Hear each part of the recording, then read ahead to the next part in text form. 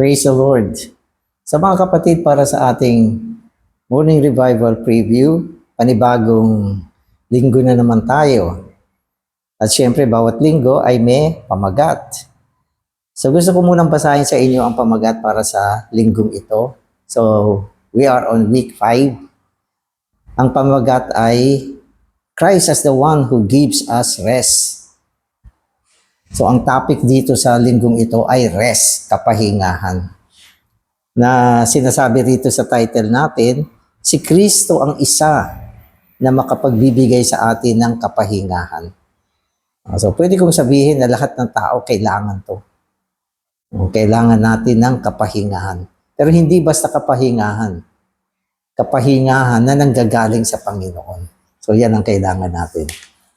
Sa mga kapatid, para sa ating schedule, ang schedule natin ay week 5, day 1. So babasahin ko na yung pamagat o yung ating Bible verses dito. Matthew 11:28 to 30. So tatlong verses ito, 28, 29, 30. Come to me who toil and are burdened, and I will give you rest. Take my yoke upon you and learn from me. For I am meek and lowly in heart, and you will find rest for your souls. For my yoke is easy, and my burden is light. Amen. So yung rest dito, hindi siya simpleng rest. Hindi ito yung mga rest na katulad ng meron sa mundo. Halika, imbitahan kita. Magpahinga ka dito. Bigyan ng kama, bigyan ng magandang kwarto, bigyan ng aircon. So yun yung madalas na rest na iniisip natin. O kung minsan naman, yung mga iba sobrang pagod, magbabakasyon muna para magpahinga. Pero ang rest na binabanggit ng Panginoon dito ay ibang klase. Kailangan matutuhan natin to. So let's all learn. Kaya sabi nga niya rito learn from me. Bibigyan ko kayo ng kapahingahan at itong kapahingahan na ito ay ganito, learn from me. So sana matutuhan natin to. Importante to. So in Matthew 11:28, the Lord seemed to be saying, all of you who toil and are burdened, come to me and rest. Amen. All of you religious people and all of you worldly people who are toiling and are burdened, come to me and I will give you rest. What a gracious words. Ang Panginoon lang ang pwede magsabi nito. Na kung lalapit tayo sa Kanya, sabi niya, come to me. Kung lalapit tayo sa Kanya, kaya niya tayong bigyan ng kapahingahan. Walang may kayang gumawa nito. Ang Panginoon lang.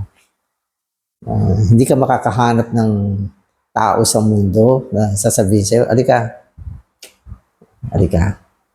Lumapit ka at bibigyan kita ng kapahingahan. Kaya sabi rito, di ba? What a gracious word. Isang salita na nanggaling sa Panginoon na punong-puno ng biyaya. Kaya matuto tayo mula dito. The toil mentioned in verse 28 refers not only to the toil of striving to keep the commandments of the law and religious regulations, but also to the toil of struggling to be successful in any work. Whoever toils, thus, is always heavily burdened. So lahat na nagpapagal, sila ay nadadala sa isang sitwasyon ng matinding kabigatan. So yung pinakikita sa atin dito ay mga tao na nagpapagal at nasa gitna ng matinding kabigatan. Meron silang kabigatan palagi. Kaya kailangan magsikap sila. So ganito ang mga tao sa mundo ngayon. Maging sa relihiyon, ganyan din. Alam niyo kasi ang spiritual, minsan nagdadala rin ng mga kabigatan yan. Lalo yung mga nasa prinsipyo ng kautusan. Kapag ang buhay mo ay nilagay mo sa sitwasyon na ikaw ay nasa kautusan, masusumpungan mo yung sarili mo na nagpapagal at nabibigatan. Kasi yan ay mga pag-aatas, punong-puno ng pag-aatas. Isipin mo yung Ten Commandments. May isang panahon, ewan ko lang kung nadaanan nyo yan, na sinabi ng mga tagapagturo, itong 10 utos. Memorize mo at isagawa mo. Kailangan mo to para sa kaligtasan mo. Naku. Okay. Bukod pa dyan, ito rin ang mga ilang makarelihiyon na mga regulasyon na kailangan isagawa mo. Kaya yung panahon ng sa lumang tipan, yung mga tao dyan, sobrang pagpapagal. Lalo nung panahon ng kautusan. Sila ay nasa ilalim ng mga letra ng pag-aatas at pagbabawal. May pag-aatas, may pagbabawal. So yung mundo, ganyan ngayon eh.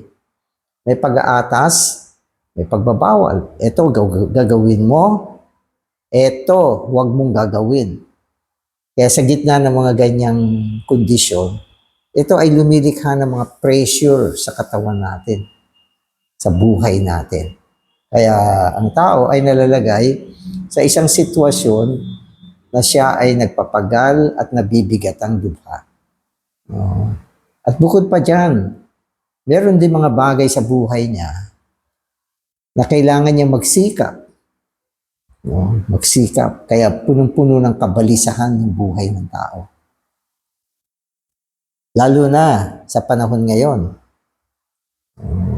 Kung dati, sasabihin mo, yung kinikita mo, sapat lang. Sapat lang yan para sa pangangailangan mo, sa pangangailangan ng pamilya mo. Ngayon, lahat ng bagay tumaas na. Yung kita, hindi naman. Kaya mahirap ang buhay. Punong-puno ng pagpapagal, punong-puno ng kabigatan. Yung iba namang tao, nag-iisip umasenso. Gusto nilang umunlad. Bakit gustong umunlad? Para lumaki ang kanilang mga income. At yung iba naman nag-aalala. Minsan yung mga kumpanya, ano-ano na siya. Walang kumpanya matibay, walang negosyo matibay sa mundo. Kaya ang buhay sa mundo, punong-puno ng pagpapagal at kabigatan. Walang kapahingahan.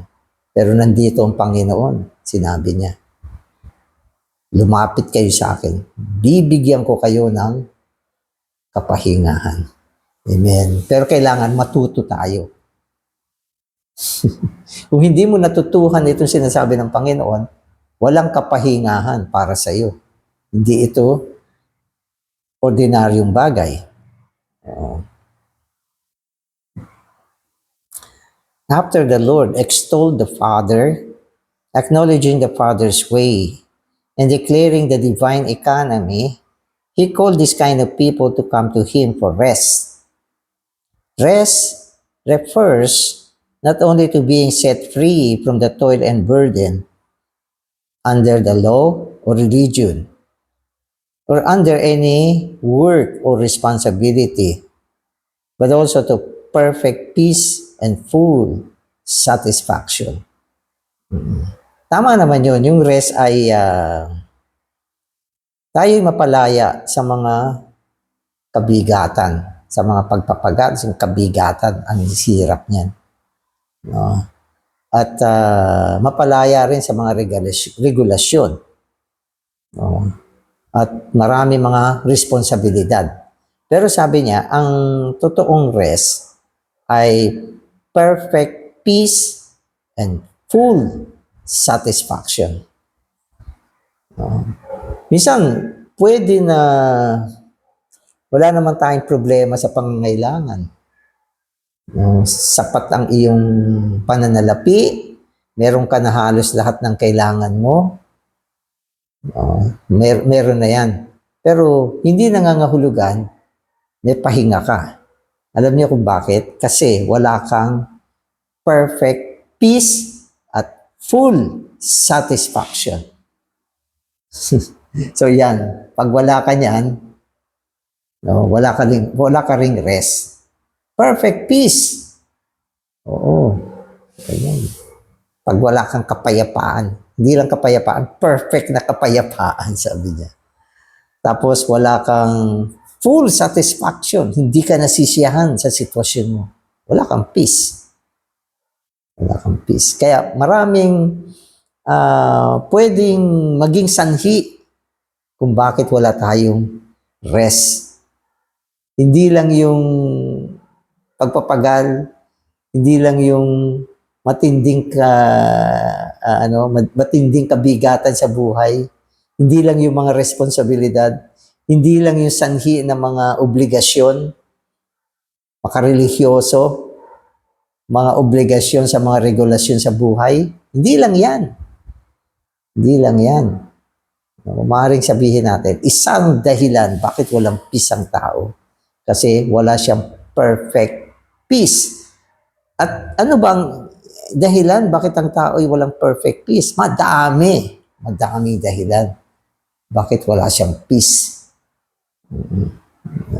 Ang daming pwedeng dahilan. Mag-isip na lang kayo. Bakit walang peace yung kapitbahay ko? Bakit walang peace yung aking kapatid? Bakit itong taong ito walang peace? Tanungin mo yung sarili mo, bakit wala kang peace? So, walang peace, walang full satisfaction, kailangan ng rest. Amen. So, today's reading na ako para matuto tayo. So, in Matthew 11:29 and 30, we have the way to rest. Ayan. Ito na. Papasok na tayo. The way to rest. Papasok na tayo. To take the Lord's yoke is to take the will of the Father. It is not to be regulated or controlled by any obligations of the law or religion, or to be enslaved by any work, but to be constrained by the will of the Father. The Lord lived such a life, caring for nothing but the will of His Father. He submitted Himself fully to the Father's will. Ito ang sikreto. Ito ang sikreto. So sinasabi rito, binanggit kasi rito, na, nung sinabi ng Panginoon na bibigyan ko kayo ng kapahingahan. So sinabi niya rito, so pag-aralan ninyo yung verse. Okay. Sabi ng Panginoon dito, I will give you rest. Okay. So pagkatapos nito, sabi niya, take my yoke. Kunin ninyo yung pumatok ko. Take my yoke upon you and learn from me. So yun yung una niya sinabi. So ang sikreto ng kapahingahan, take my yoke. Kunin nyo ang pamatok ng Panginoon. Alam niyo kasi yung pamatok, yoke, pamatok. Ito yung mga nilalagay sa parang sa likuran ng mga hayop. Pag siya ay ginagamit para magtrabaho, nilalagyan siya ng pamatok. Yung bigat nandoon. Kaya kung ikaw ay nag-labor, you are toiling, ikaw ay nagpapagal, meron kang isang pamatok na nakapatong sa iyo. Ang bigat nun. Wala kang pahinga, nakapatong yan sa iyo eh. So yun yung sinasabi ng Panginoon. Ang dahilan, bakit wala tayong pahinga? Kasi yung pamatok ay nakapatong sa atin. Okay, so yan yun, yung una. Tapos sinabi niya, okay, wag yan. Ang kunin mo, yung pamatok ko. Ito yung kunin mo. Hindi niya sinabi na wag ka nang mag-labor o mag-toil.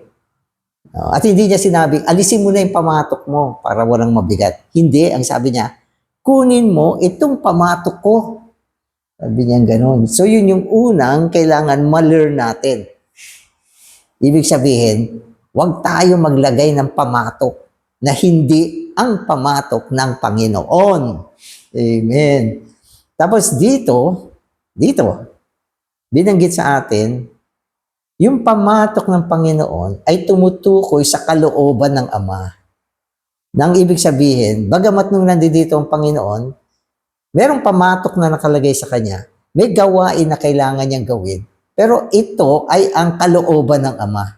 Hindi Kanya. Ibig sabihin, hindi Kanya. Yun lang ang ginagawa niya, yung kalooban ng Ama. Kaya, yun yung sikreto ng kanyang kapahingahan nung nandito siya sa lupa. Kaya sabi niya, matuto kayo sa akin. Sabi ng Panginoon. Anong bagay na dapat matuto tayo sa Panginoon? Yung pamatok, yung gawain na ginagawa niya ay gawain ng Ama. Kalooban ng Ama.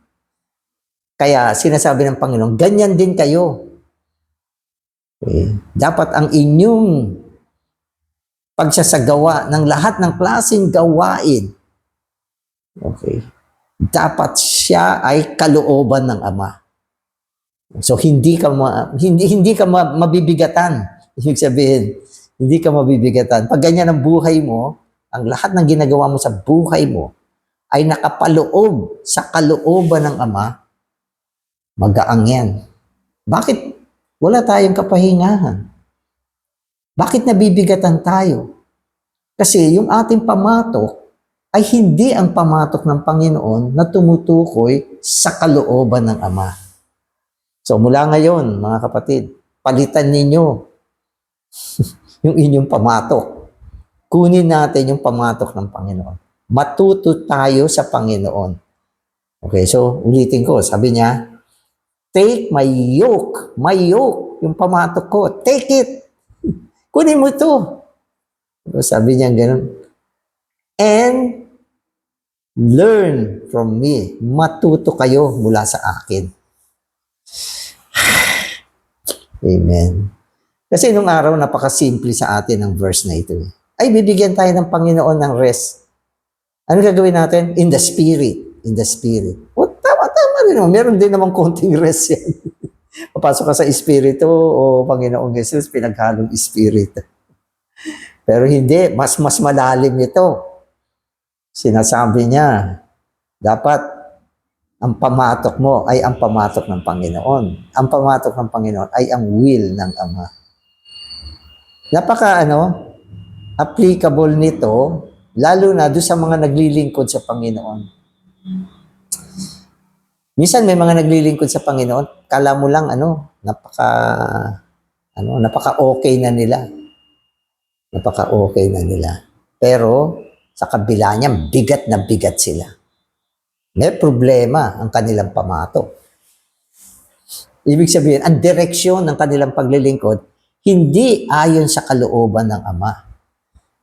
Hindi pamatok ng Panginoon ang iyong pinapasan. Kaya bigat na bigat ka.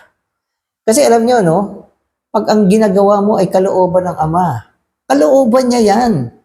Siya ang gagawa niyan, magaang yan. Tayo ay mga sisidlan niya na gumagawa sa kalooban niya. Ano man ang mangyari, siya ang sumasagot sa lahat ng bagay kasi kalooban niya yan. Yan, so medyo in-expound ko lang to. So yun yung pagkaintindi ko rito. O sige. Amen. Okay? Kaya sabi niya, okay, dahil ito ay will ng Ama, hindi ka regulated, okay, or controlled by any obligations of the law or religion, or to be enslaved by any work, but to be constrained by the will of the Father. So, ibig sabihin, habang ginagawa mo, wala ka sa ilalim ng kontrol ng mga obligasyon, mga kautusan, mga regulasyon, wala. Wala ka sa situation na ganyan. Malaya ka sa ganung kaabalahan. No? Nasaan ka? Ikaw ay nasa loob ng kalooban ng Ama. Oh, Father, ito yung gusto mo. Ito ang gagawin ko. Okay. Wala akong pakialam sa anumang bagay. Ang concern ko lang ay ang kalooban mo, Ama. At susunod lang ako sa iyo. Sapagkat kung ginagawa ko to, sumusunod ako sa iyo, nagpapasailalim ako sa iyo. No, lahat ng bagay, sinasagot mo na. Amen. So ito ay ang pag-iensayo ng buong pagtitiwala. Bakit tayo naguguluhan? Bakit tayo natataranta? Bakit tayo nabibigatan? Kasi may takot ka eh. Wala kang peace eh. May takot ka. At wala kang kasiyahan. Kasi lihis ka sa kalooban ng Diyos. Pero ang Panginoon, nung siya ay nasa lupa, 100% ang kanyang pamatok ay ang will ng Ama. Natutulog siya, nag-aalon-alon na kayo dyan. Natutulog siya, kaya niyang magpahinga. Ang kanyang kaluluwa, okay, ay nakapahinga. Di ba? Wala. Lahat ng bagay nasa ilalim ng kapamahalaan ng Diyos. Kasi will niya yan eh. Ang ibig sabihin, kapag ikaw na isang tao, ay nasa loob ng kalooban ng Diyos, sinong makakabangga mo? Di ba? Pag may bumangga sa'yo, ang Diyos ang binabangga nila. Kaya nga sinabi ni Pedro eh. Di ba? Kung tayo ay para sa Diyos, sino ang laban sa atin? Wala. May peace ka, may satisfaction ka, may pahinga ka. Amen. So, ang nakikita rito, kailangan natin na switch on. Okay. Mula dito sa burden na nagpapabigat sa buhay ko. Okay. Aalisin ko na to. Boom! Inalis mo na. Kinuha mo ang pamatok ng Panginoon na siyang kalooban ng Ama, na siyang ipinamuhay ng Panginoon na nandito siya sa lupa. Nakita mo ba ang Panginoon na naghihinagpis? Bigat-bigat ito. Wala. Wala kang nakitang ganyan. Di ba? Ang kanyang buong buhay ng Panginoon bilang tao, ay punong-puno ng kapahingahan. Kaya sabi niya, learn from me. Matuto kayo mula sa akin. Kunin ninyo itong pamatok na ito. Matuto kayo mula sa akin. Amen. Okay, so, di ba? So, nakita nyo, ang lalim ng mensahe na to. Hindi siya simple, oh Lord Jesus, ito na, dadali mo ko sa kapahingahan. Hindi ka aabot sa ganyan. Kailangan umabot ka na kinuha mo yung pamatok ng Panginoon. Natuto tayo. At yan ay ang kalooban ng Ama.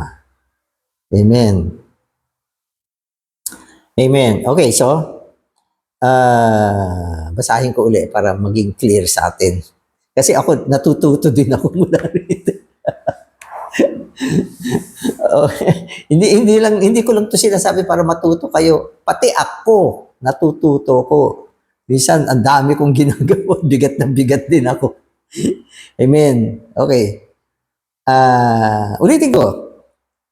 It is not to be regulated or controlled by any obligations of the law or religion, or to be enslaved by any work, but to be constrained by the will of the Father. Kailangan ma-constrain tayo, madala tayo dyan.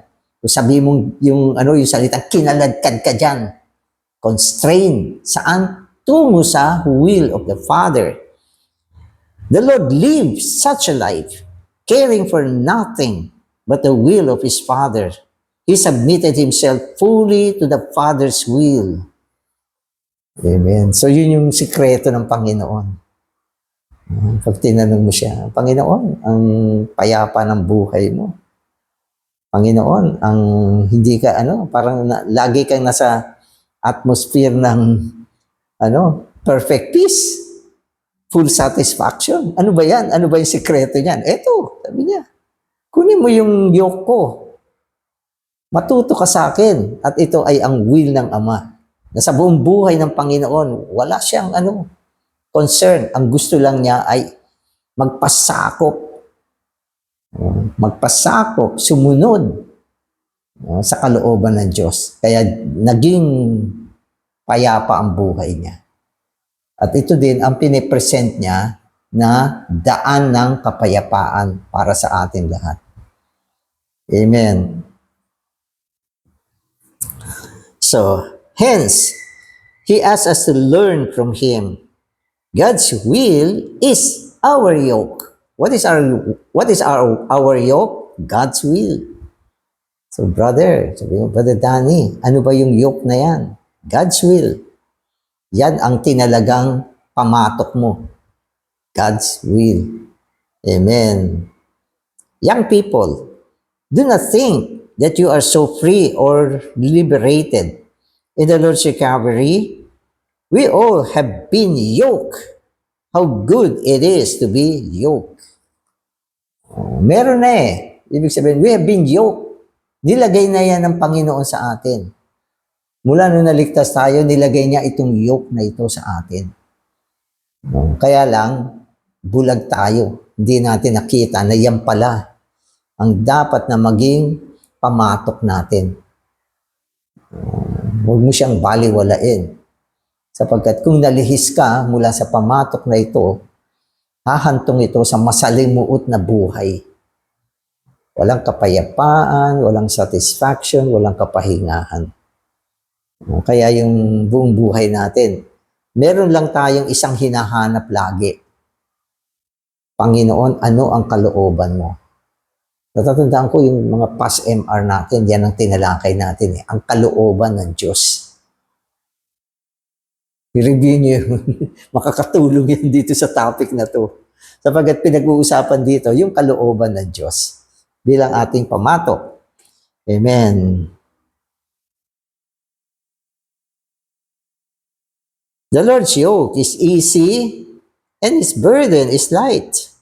The Lord's yoke is the Father's will, and His burden is the work to carry out the Father's will. Such a yoke is easy, not bitter. Such a burden is light, not heavy. Amen. The Greek word rendered easy means fit for use, hence good, kindly, mild, gentle, easy, pleasant, in contrast to the hard, harsh, sharp, and bitter. So pag wala ka nito, ito yung magiging life mo. Hard, harsh, sharp, bitter. Kaya ang daming tao ngayon, they are in a bitter condition. Pati Christian, ganyan. Bitter siya. Lagi nagrereklamo, umiiyak, walang kapayapaan ng buhay. Kasi nalihis mula sa will ng Diyos. Nalihis siya. Amen. Kaya sinasabi nga ng Panginoon etong yoke niya ay madali. Huwag niyo sabihin na hirapan ng Panginoon. Nung nandito siya sa lupa, pag inanalyze mo yung gawain ng Panginoon, ang bigat niyan.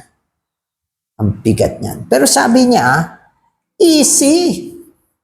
Easy. Tapos may kabigatan siya kasi meron siyang mission na isasagawa nung nandito siya. Pero sabi niya, burden yan, pero kabigatan yan, pero hindi mabigat, magaang yan. Amen. Sapagkat ang kanyang pamato ay ang kalooban ng Ama. Ang kanyang kabigatan ay ang gawain na isagawa ang kalooban ng Ama. Kaya itong pamatok na ito ay madali. Hindi siya mapait. Hindi siya mabigat. Kundi magaang lang siya.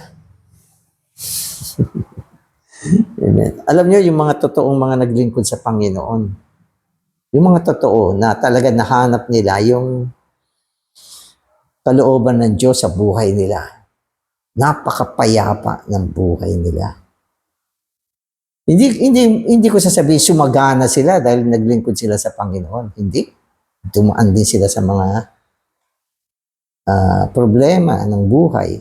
Pero hindi sila na dala sa ilalim ng kabigatan ng buhay. Nakatulog, payapa pa rin, magandang kausap, punong-puno ng buhay, punong-puno ng biyaya ng Panginoon. Ano sikreto niyan? Yung kanyang yoke ay yung will ng Panginoon. Wala siyang iniintindi sa buhay niya. Hindi siya natatakot kung ano mangyayari bukas. At hindi rin siya nagwo-worry kung kakain pa ba siya o hindi. Hindi, wala na lahat yan. Wala na lahat yan. Ibig sabihin, tinakasan na niya ang buong mundo. Nasa mundo pa siya, pero tinakasan na niya yan. Nadala siya sa pagsasagawa ng kalooban ng Diyos. At yan, dyan siya nakasumpong ng tunay na kapahingahan. At ang kanyang kapahingahan ay dahil meron siyang perfect peace and full satisfaction. Brother, pwede ba namin abutin yan? Pwede. Alam niyo lahat ng mga sinasabi ng Biblia, pwede. Sapagat kung hindi pwede yan, bakit sinasabi ng Biblia yan? Di ba? Pwede lahat yan. Sabi ng Panginoon, be thou perfect. Pwede ba maging perfect? Pwede. Di ba? Pwede ba magkaroon ng isang kapahingahan? Okay, pwede.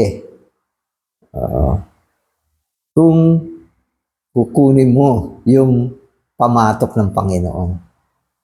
Pag kinuha mo siya, doon mo malalaman, magaang lang pala. At hindi lang magaang, enjoyable itong pamatok na ito. Praise the Lord. Okay, so,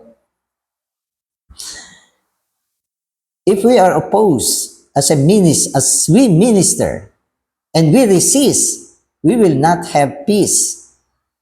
But, if instead of resisting, we submit to the will of the Father, testifying that the opposition is of the Father, we will have rest in our souls. Ito, maganda ito. Alam nyo, halos ngayon ko lang naiintindihan. Binabasa ko ngayon ko lang ito naiintindihan. Sabi niya, ganito, ikaw, nagmi-minister ka nung, di ba, bilang naglilingkod sa Panginoon, nagmi-ministeryo tayo. Nung nagmi-ministeryo ka, inopose ka, binuli ka, o kinontra ka. So, ginanyan ka, binastos ka. Sabi niya ginan. Kung ikaw ay makikipaglaban, magre-resist ka. Ang ibig sabihin nito, wala kang peace. Niresist mo ko. Makipagtalo ko sa'yo. Parang umaalma. Wala kang peace pag ganyan. Sabi mo, kasi ino-oppose ako. Wala kang peace. Dapat nagpapakita na wala kang peace. Oo. Dahil ikaw ay lumalaban, ang ibig sabihin nito. Pero kung ikaw ay nasa will ng Ama, maging itong pagre-resist sa'yo, ituturing mo na will ng Ama ito. Alam niyo ba? Sapagkat pumasok ka sa will ng Ama, lahat ng mangyari dyan, matuwa man ng tao sa'yo, ibulihin ka man nila, anuman trato ang gawin nila sa'yo, lahat ng yan ay nakapaloob sa will ng Diyos na tatanggapin mo.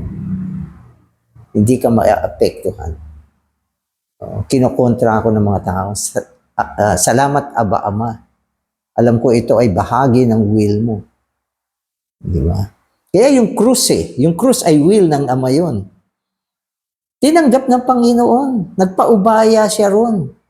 Hindi siya namili na ang will ng Ama ay yung mga comfortable na bagay sa buhay natin. Hindi. Kung napagtanto mo na yan ay will ng Diyos, hindi ka papalag. Bakit marami mga believer na pag kinanti mo, pumapalag? Ibig sabihin, wala silang pagkatanto. at hindi sila nabubuhay sa kalooban ng Diyos. Ang kanilang pamato ay hindi ang kalooban ng Diyos. Kapag kinuha mo yan, anumang bagay na mangyari sa buhay mo, okay, hindi ka maapektuhan, pahinga ka pa rin. Sapagkat will yan ng Ama. So, meron pa bang mas mataas na will kaysa sa will ng Diyos? Ang kalooban niya, ang pinakamataas na kalooban, na kung pinasukan mo itong will na ito, wala kang angal. Wala kang reaksyon sa kapaligiran mo. Hindi ka naaapektuhan ng anumang bagay sa buhay mo. At ito ang tunay na kapahingahan, mga kapatid. Kaya, oh Lord, sana matuto kami. Baka narinig na namin noon to, hindi pa rin kami natuto. Amen. Ito, John the Baptist did not regard his imprisonment as of the Father. Oh, yan, si John the Baptist. Therefore, he was not at rest. If he had realized that his imprisonment was due to the Father's will, he would have been at rest even in prison. So, magkabaliktad, di ba? Si John the Baptist, nakulong. Wala siyang pahinga. Aburido siya sa buhay niya. Nagpadala pa siya ng mga disciple niya sa Panginoon para i-stir up ang Panginoon. Biro mo pa naman, sasabihin ng mga disipulo ni John the Baptist sa Panginoon, ano ba? Ikaw ba yung talagang inaantay namin? O baka may isa pang darating? Sabihin mo. Si John the Baptist na mismo ang forerunner ng Panginoon na nagpakilala, ito ang kordero ng Diyos na mag-aalis ng kasalanan ng sanlibutan. Pero pinadala niya yung disipulo niya para questionin ang Panginoon. Pero naniniwala ko, alam niya na ang Panginoon talaga, wala nang iba. Kaya lang, gusto niyang i-stir up ang Panginoon, pukawin ang Panginoon, para patunayan na, oo, ako nga, sige, papalabasin kita sa kulungan. Pero hindi ginawa ng Panginoon niya. Ang Panginoon, hindi mo siya kayang i-stir up, sapagkat siya ay bounded ng kalooban ng Ama. Pero ang point dito, kung si John ay malinaw na ang kanyang pagkakakulong ay kalooban ng Ama, magkakaroon siya ng kapahingahan. Hindi siya magkakaganon. So, ibig sabihin, hindi niya napagtanto. So, malaki ang kaibahan niya at ni Paul. Si Paul, nakulong din. Diba? Si Paul at si Silas nakulong. Hindi lang basta nakulong, nakakadena pa. Anong ginawa nila? Kumakanta. Nagre-rejoice sa Panginoon. Sapagkat malinaw sila na yan ay will ng Ama. So, aangal ka pa ba? Kung malinaw ka sa will ng Panginoon, lagi kang merong kapahingahan. Ibig sabihin ng kapahingahan dito, hindi ka matitinag. Kaya sinabi na ang kapahingahan dito ay kapahingahan ng kaluluwa. Ano ba ang natitinag sa atin? Ano ba ang naaaburido sa atin? Hindi ba yung ating kaluluwa na walang kapahingahan? Walang peace, walang satisfaction, kaya nagugulo ang buhay natin. Amen. Amen. Christ, the heavenly King, always submitted to the Father's will, taking God's will as his portion and not resisting anything. Amen. Hence, he was always at rest. We must learn of him and also take this view. If we do, we will have rest in our souls. Amen. So ito pala. So itong message, ini-expose tayo eh. Bakit wala tayong kapahingahan? Bakit magulo ang isip natin? Bakit natataranta tayo? Oo, sa panahon ng mga kaguluhan ng mundo, naapektuhan ka. Dapat bang mangyari yan? Hindi. Bakit nangyayari yan? Dahil wala tayo, okay, sa tamang posisyon na kinukuha natin ang will ng Diyos bilang ating yoke. At ito ay nakita natin sa Panginoon. Dapat sabihin mo, Panginoon, turuan mo ako niyan. Sabi ng Panginoon, matuto kayo mula sa akin. Ano sasabihin mo sa Panginoon? Panginoon, oo, gusto kong matuto. Turuan mo ko. Turuan mo ko. Maski basahin mo itong mensaheng ito, pwedeng hindi mo maintindihan. Kaya, Panginoon, turuan mo ko. Oo, pwede ko sabihin yan. Minsan, basahin mo yan, basahin mo yan. Hindi ako maniwalang basta mapapasukan mo yung pinakasinasabi niya. Amen. Salamat sa Panginoon. Meron tayong liwanag. Ganito pala ang buhay. Na ang buhay pala ng isang believer, dapat nakapaloob siya sa pamatok ng Panginoong Jesus na walang iba kundi ang will ng Ama na tinahak niya at sinabi niya, pinatunayan niya na magaang lang ito. Madali lang ito. Siya nagsabi niyan. Yung pamatok niya magaang. Yung kabigatan niya magaang. Madali lang. Kasi minsan tayo natatakot eh. Sinasabi natin sa sarili natin, kung ilalagay natin yung sarili natin sa kalooban ng Diyos, nakakatakot. Baka mapahamak ako dyan, baka magdusa ako dyan. Yun ang problema natin. Ibig sabihin, hindi tayo nabubuhay sa pananampalataya. Amen. Amen. Okay. The believers copy the Lord in their spirit by taking His yoke, God's will, and toiling for God's economy according to His model. So kunin natin ang Panginoon bilang ating modelo, ang ating pattern, ang ating huwaran. Kunin natin ang Panginoon. Ang unang tumahak dito sa will na ito ay ang Panginoon mismo. At siya mismo ang nagpatunay sa atin na itong pamatok na ito na siyang kalooban ng Ama ay magaang lang. Maniwala tayo. At ito ang magbibigay sa atin ng tunay na kapahingahan. Naniniwala ako ng panahon na binanggit ng Panginoon ito, nakita niya ang sitwasyon. Yung mga saserdote, yung mga naglilingkod sa Diyos, kuno, sa loob ng relihiyon, nabibigatan talaga sila. Nakahirap ng sitwasyon nila. Kaya binanggit niya ito. Binanggit niya ito. Amen. The Lord told us to learn from Him. To learn from Him is to copy Him. To learn from Him is to copy Him. Gayahin natin siya. Kopyahin natin siya. Copy. Amen. Not to imitate Him outwardly. Hindi ang gayahin siya sa panlabas. Kopyahin siya. Sabi ng Panginoon, matuto kayo sa akin. Kunin niyo itong pamatok na ito. Magaang lang to.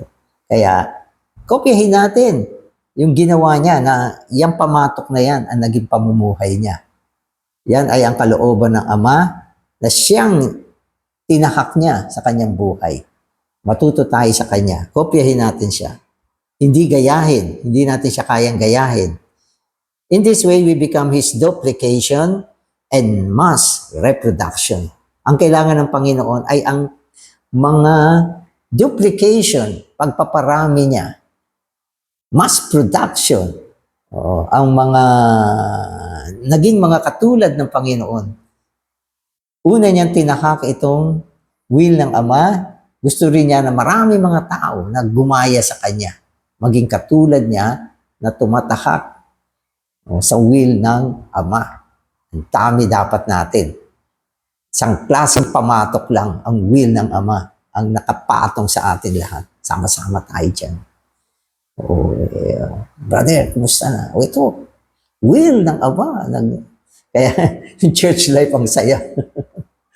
Kasi hindi tayo nagbabangayan, hindi tayo napipighati, hindi tayo At ano ang mga problema minsan na nangyayari. No? May mga nagpe-persecute sa church. May mga kumukontra. Praise the Lord. Salamat sa iyong kalooban, Panginoon. na dinala mo kami para dumaan din sa mga ganitong mga bagay. Oo, mga ganitong mga problema. Will, lahat yan ng Diyos. Tayo magduda. At kung nakita mo yan, hindi ka mabibigatan. Alam niyo ba, yung bigat, nasa Diyos yan. At kaya niya yan. Kasi yan ay kanyang ekonomiya niya ito. Amen. Amen. Saan ako?